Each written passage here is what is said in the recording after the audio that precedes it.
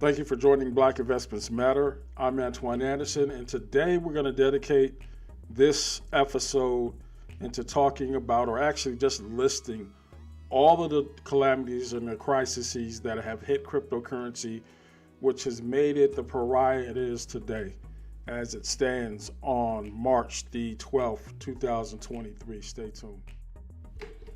Well, first on the list, when we start talking about the disastrous outcomes of what's happening now, there's an underlying theme that's going to keep getting repeated as we go through the list. It's called greed. It's greed and an unnatural sense of entitlement and expectations of a really new technology, really new market, and what people were attracted to cryptocurrency for from the business aspects were kind of unrealistic, never heard of in their own traditional markets. But being that cryptocurrency was yet still unregulated, who's to stop somebody with a couple of $1 million in their pocket from investing into these projects in the hopes of making some money? So that is going to be part of it. Greed and opportunity. Okay. First on the list was Terra Nova, Terra Labs. Terra USD was the cryptocurrency, was known as a stable coin, meaning that its value was pegged to the US dollar. Its sister coin Luna, back on May 9th, lost $40 billion in value when that peg dropped from $1 per dollar to 98 cents per dollar. That was enough to send people heading for the hills, and that's what happened. With that rush came a liquidity crunch. Terra couldn't secure enough loans to pay people back to keep that cryptocurrency propped up, and it failed. And as a result, it had a bigger effect on the broader market, and particularly Bitcoin. It lost 10% in value that day. Bitcoin lost a bunch of money that day as people began to see cryptocurrency for what we had always said it was, as a risky investment, but it was a new technology, it was burgeoning. This is why we needed regulation, and unfortunately for us in the crypto mining field, the regulations came too slow. So with Terra going down the drain and that $40 billion of lost value with it, people started looking for the exits, and that just started a cycle that we are seeing repeated over and over again. The next one up, Celsius. Celsius was another exchange or coin that just went under, citing extreme market conditions. There was a liquidity crunch. They didn't have enough money to cover all the withdrawals that were happening. And the Bank of Hong Kong, or actually a crypto lender called Babel Finance, was based in Hong Kong, says there's some unusual liquidity pressures. And on June 17th, they suspended the withdrawals. Similar to what happened with Robinhood. If you guys remember what happened with that stock debacle, people were trying to sell their positions while it was high, and Robinhood kind of intervened when they shouldn't have and stopped individual stockholders from selling their positions as the stock kept rising. Well, the same thing is happening here in reverse. The value of the coin just kept dropping, but nobody is trying to stop the investors from getting their money out, except for Hong Kong. You're not going to be able to move this money. They seized or froze the withdrawals. So it's amazing how either way this goes in this business market, the rank and file investors, the day-to-day investors, they're the ones who get hit the hardest. You're being told by market forces that you can't withdraw your money, and that is where the problem lies. So far we've got the Terra Nova debacle, and Celsius. Let's talk about a couple of others. Now, there were a couple of exchanges in this time that kind of lost their way and kind of made it some noise in the broader markets, like the Voyager thing, Genesis and BlockFi paying big fines as their relationship with Tether was revealed. But the next big disaster came with FTX, and everybody knows the story of FTX by now. If you don't, it's basically the same thing, only with a little bit more of sleaze attached to it. FTX had actually commented, the founder, Sam Bankman-Fried, had actually commented on the actions of Terra Nova and Do Kwon, the founder there, and how backing cryptocurrencies with cryptocurrencies was an inherently bad idea. Well, turns out he was doing the exact same thing. And along with that came the investigation. Sam's been indicted. He's under a gag order of sorts. However, it was his own staff, his own senior staff, that ratted him out, and as they should have, but only to the extent that it would cover their own behinds.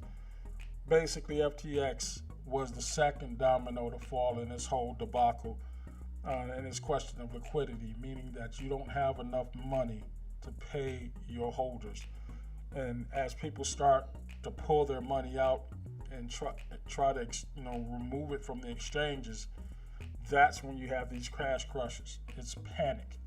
People are trying to get whatever they can off of these gains that they possibly had early on before they're all evaporated. This all came to light when Mr. Fried was trying to get Binance to buy into this coin. Binance took one look at these numbers and backed out of the deal, and that was enough to send crypto into this downward spiral that it's in now. So we had the FTX debacle. Now, along with that, so other things were happening in cryptocurrency. We had the Biden administration back in September make some adjustments to regulation via an executive order. And we had the Ethereum forking. Now, that affected me personally as a miner, as a GPU miner, because from the second Ethereum went from proof of work to proof of stake, my passive income generating little machine ceased to make passive income. What proof of work was me being able to create a machine or make a machine that could verify transactions across that network, the EtherHash network.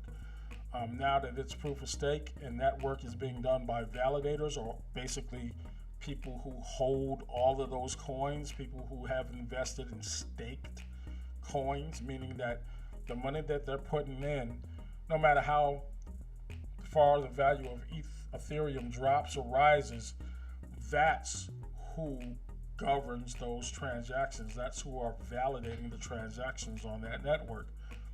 Validators, not crypto miners. This is going to be important because a lot of regulation right now seems to be centered on how these businesses are making money in light of staking versus proof of work, where individuals were being paid to do the work. Lots going to be settled soon, and it's not looking good for stakers right now, so keep your eye on that. So Binance walked away from the deal, and FTX files for Chapter 11 bankruptcy protection. It didn't have any money.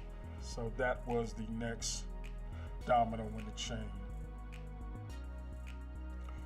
Next on that list was the Securities and Exchange, the SEC, getting involved and suing Genesis over lending products, saying that they violated some investor protection laws. They didn't disclose the details, and they had an unregistered product, is what I understand. Now, again, a lot of this information is not, it's paraphrased, but you can go ahead and readily check this stuff out for yourself. There is a couple of U.S. dockets explaining exactly what happened, but these are some of the problems that happened with cryptocurrency. And as a result, Genesis also filed for Chapter 11 bankruptcy protection and could not meet its financial obligations. Meanwhile, the first one that caused this debacle, Terra Nova, their founder still hasn't been found. He just took off, and no one knows where this man is or is hiding. And it is now, beyond the pale, because what has happened since Terra Nova's debacle is even more astounding. We've had two banks crash. Silvergate Capital was one of the lenders to these cryptocurrency networks to try to prop them up, as well as Silicon Valley Bank. And this had implications into the broader world, where they don't have the money to pay their investors, and this question of liquidity keeps coming up. Now, what's causing it? It's the rush to get your cash out of these exchanges and these banks before something happens to it. People are panicking, so you have panic and you have greed, shutting down all of their ways to get at their money by closing these exchanges, and these exchanges then filing for bankruptcy, and then maybe eventually at some point in time paying back those investors or paying back those people, let alone trying to pay them back what the coin would have been worth. You might get a fraction of what you put in. And that's been the issue here with all of these things. So from top to bottom, whether we're talking about the FTX debacle, there was another exchange here in the U.S. called Kraken that was hit with a $30 million fine for something it had did wrong. But we're talking about billions now with Tether, $40 billion. We're talking about another missing $10 billion with FTX. We're talking about two banks with Silvergate and Silicon Valley Bank that are now looking at liquidity crunches. And again, this repeating spiral of money just not there that should be there is continuing to drag down the broader economy. So what do you do about all this? Well, not much you can do if you got your money in these places. If you don't, it's not really going to affect you. We'll see on that as well. Over the weekend, there was a bunch of people outside of a Wells Fargo bank that couldn't get their checks cashed. Now, that had nothing to do with cryptocurrency, but we're talking about a run on the banks, and that's what led up to the Great Depression. People didn't feel that their money was safe.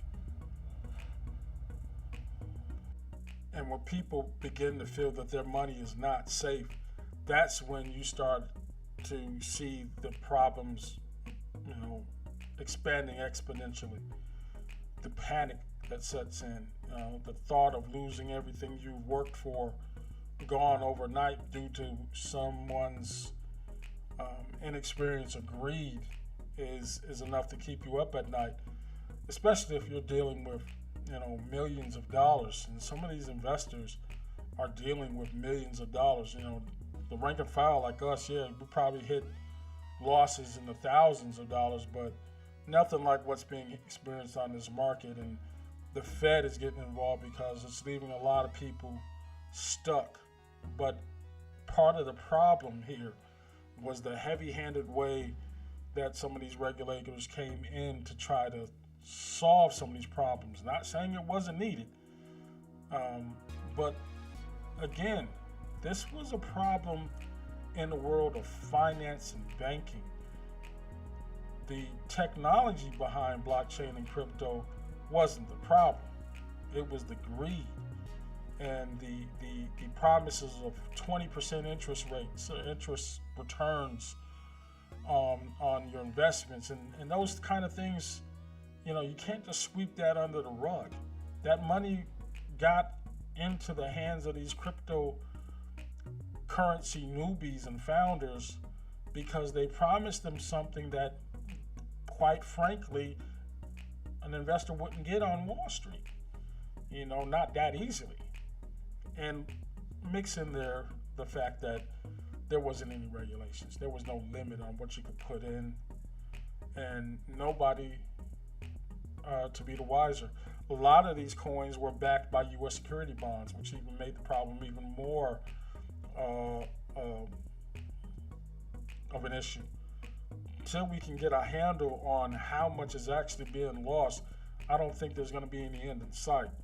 So just to recap, FTX, Celsius, Tether, Kraken, the Ethereum switching from proof of work to proof of stake, all of that factors into why we are experiencing uncertainty in this cryptocurrency market.